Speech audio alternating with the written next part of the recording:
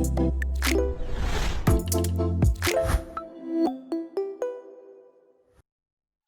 so much for joining me on the podcast. How are you today? Awesome. Doing well. Thanks for having me.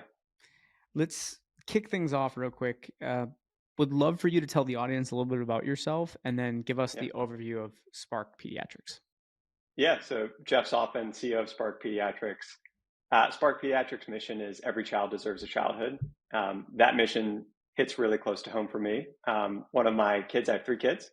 My middle one was born with shoulder dystocia, which effectively means the shoulder gets stuck coming out, which resulted in a bunch of nerve complications.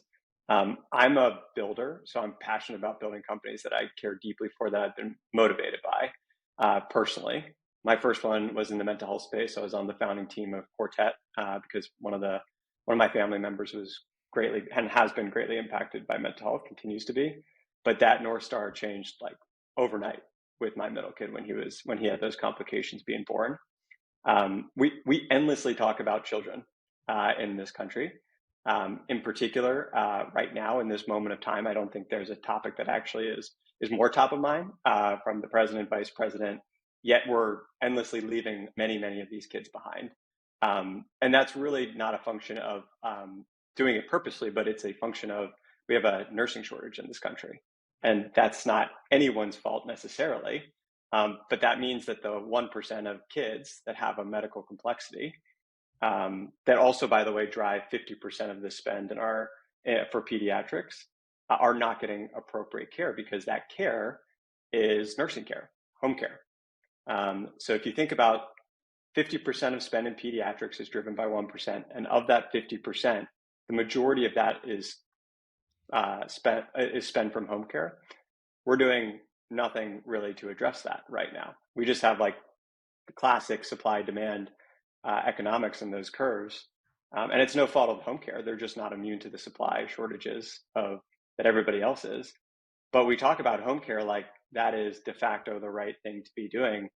And as a parent, when I was thinking about building a new company after the experience with my son, I kind of challenged the norm. Like, why is that the preference? Why is home care the preference? If I want a childhood, my older daughter goes to preschool. She comes home with pain on her hands. Like, that is the preference for me personally. And many kids, some kids can't have that as an opportunity, and we should absolutely be doing more for them at home. But I felt like there was a gap in the market for serving kids in a center-based model. And then I really thought more deeply about it from a value-based care perspective. And I was like, why is there not a PACE for kids? We do this for seniors. We're so focused on Medicare Advantage, like so much investment in dollars and time and energy. Yet we're spending not enough time talking about our kids. And then going back to what I started out with, yet we talk about them all the time. So like, where's the disconnect? So that's kind of what got me interested in what is a PPEC, or Prescribed Pediatric Extended Care. And that's what we do at Spark Pediatrics. It's a center-based model for children with medical complexities to get skilled nursing services. We also do other things in the center, like really important therapies, speech therapy, physical therapy, occupational therapy. But my North Star is, what else can we do?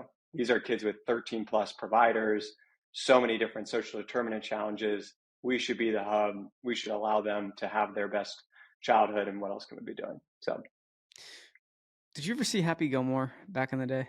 sure, of course. There's a scene. I'm trying to make but as soon as you said we talk about kids all the time, but we don't actually do any like we talk, we're not necessarily acting. I Yeah. think back to a scene when, this is probably a stretch, but he's like, "Listen, I'm a hockey player, okay?" And she's like, Yeah. "What team do you play for?" He's like, "Easy." And I think back to that moment of like, Right. "Oh, we love kids. Really? What are you doing for them?" Easy. Right. Right? Like, Right. so Right. it's a weird way of, that's my ADHD kicking in. But that's the first thing that came to mind when you said that for some weird reason. Well, it's just, it is a crazy phenomena, right? It's like, I mean, I have three kids. Obviously, I care deeply about kids. So do many people, whether they have kids, whether it's a nephew, whether it's a friend of a friend. I mean, that is like humanity, right? Is bringing up our kids. Yet we're not focusing on the holistic child right now, the childhood. We're focused on skilled nursing. Okay, we're taking a home care model that works for seniors. We're going to do that for kids because that is what we do. But again, I would just challenge that as, is that the right thing for every kid? And I think there's lots of kids out there where they could be better served in the center-based model. as long as they can be safely transported, which we also provide. So we'll provide transportation to and from our centers, and we can do that safely because we'll have nurses on the bus. And obviously, we wouldn't do that if it wasn't safe. That's the most important thing for us, is the safety of our children that we serve. But to the extent that you are able to, like, I mean, between my own kids and my kids at Spark, my phone is blowing up with photos of like kids like doing arts and crafts and just having the time of their life, and that's what we want to do. Now, why why is the time, now for this type of innovation? Yeah. So you're in the Tampa area. Mhm. Florida is one of the unique states with regards to PPECs, this model of care delivery that we do. And why is that? So they were one of the first states to adopt this. So in Florida, there's hundreds of PPECs. I think it's around 150. Yet in a state like Texas, which one could argue has at least, if not more, census from a population perspective, and de facto, therefore, roughly at least as many children with medical complexities, if not more, has around 8 to 10. What's up with that mismatch? That makes no sense. Pennsylvania, another state, big census, yet 8 to 10 PPECs, maybe slightly more than that. Like, what's the mismatch there? Why is that? And I ask that question, I get that question every single time I talk to people about what we do. And the answer is inertia and momentum. It really comes down to that. So if you think about mental health 10 years ago, no one was talking about mental health. Inertia, momentum, like get it to the top 3 agenda items. And that goes back to the start of our conversation, which is like, we're talking about our kids, but we're not doing anything about it. So that's what I'm hearing. Like, I think there's no good reason for that answer other than we need to go build them. And I think through the investment round that we actually just released that you and I chatted about, like, you're actually seeing really, really critical strategic partners now not only put their energy behind that, but their dollars behind that, because it makes a huge difference, not only to what their mission is, but to their cost of care, right? So these kids, for example, are born in the NICU. They can't get discharged because there's no skilled nursing available at home. If skilled nursing doesn't show up that day because there's a shortage, someone quits, they can't restaff it, all of a sudden that kid's in the ER in the hospital. Like, that's not a good childhood. That's not good for our system. That's not good for anybody. Yet the center-based model is unique in the sense that team-based care, consistent longitudinal relationships, what other things can we do for them in the center? Boom, boom, boom. All of a sudden this 1 + 1 = 3 becomes 1 + 1 = 11. And you can really like get some energy behind it. So I think a part of this is just like doing what I'm doing right now with you, telling the story about why this should be so important. You mentioned PACE earlier, right? You're like, why don't we have a PACE for children, essentially, right? Yeah. What key takeaways from PACE for seniors can be applied to the Yeah. children? I think one of the most critical things that we do that is underappreciated today, that is what PACE is really centered on, is time spent with the patient. Because when you spend more time with that patient, you can make a bigger impact on their life, quality of life, economics of their care and spend, et cetera, et cetera. So in our centers, in a similar model to PACE, we spend up to 12 hours a day with kids, up to 7 days a week. There's no other mode of care that does that other than PACE. And if you're lucky enough to staff a nurse that somehow can do 12 hours a day, 7 days a week consistently, which is impossible for what it's worth. But we can, because of that center-based model. We have a team-based approach, et cetera, et cetera. There's so much good you can do with that. So, and then think about the PACE model. What do? Well, in general, they're effectively taking capitation on those patients, right? They're saying we'll take the risk of the total cost of care because we think we can bend it by giving them a great experience and bringing services to them. These kids that I'm talking about, the 1% that drives 50% of spend, are 400% MLR, 5,000 PMPM, like really, really expensive to the system. Yet our solve right now is home-based care, which again is not a bad thing. It's just, is that always the preferred thing? And so I think about this trend towards value-based care and PPECs being a deserving party within that. Now, I don't think we need to compete with pediatricians. What you're seeing as well is like a ton of roll-up or MSO strategies around pediatric care and taking value-based care and capitation on that.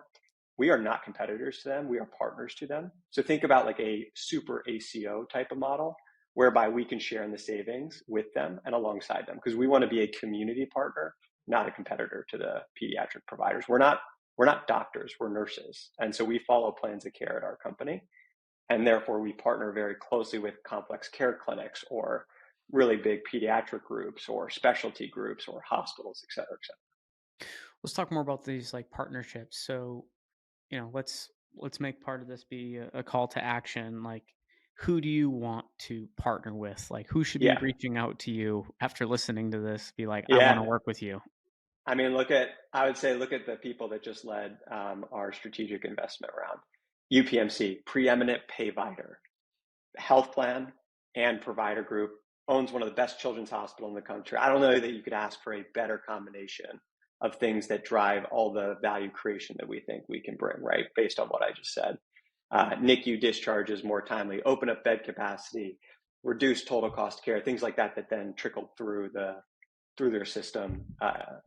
Memorial Hermann's a great one, like huge pediatric presence, dominant presence in Houston, really caring about how do we evolve our business outside of the four walls of the hospital, right? So another analogy, Jared, that I would think about for our business is, why aren't there more PPECs that follow, similar ambulatory surgery center builds or wound care builds, where we're partnering with the hospital systems to help them advance their diversification outside the four walls, but doing it in a way that does good towards their mission, but does good towards their, end goals as a business. So I actually think my call to action would be, hey, if you're a payvider, give me a call. If you're a big hospital system, give me a call. If you're a health plan that wants to reinvent how you're thinking about solving for access and cost of care for these kids, like that's the trifecta right there. Let's kind of talk about what's next for you. Like, obviously, congrats on all your progress thus far, by the way. But what's really next? What will continue to drive Spark Pediatrics forward? Yeah, so I would go back into like my last decade of building in the mental health space with Quartet. Education awareness. I mean, this is probably one of the first times you've ever talked about a PPEC, right? Beyond just the acronym's not great, not really good to remember. We got to get this on the top of the agenda, right? Going back to like, how did mental health go from like something we didn't really talk about to now is a top 5, if not top 3 issue for most health plans in terms of what they're talking about and putting dollars behind. Why are our kids not that? Full stop. Like they should be. They are our future.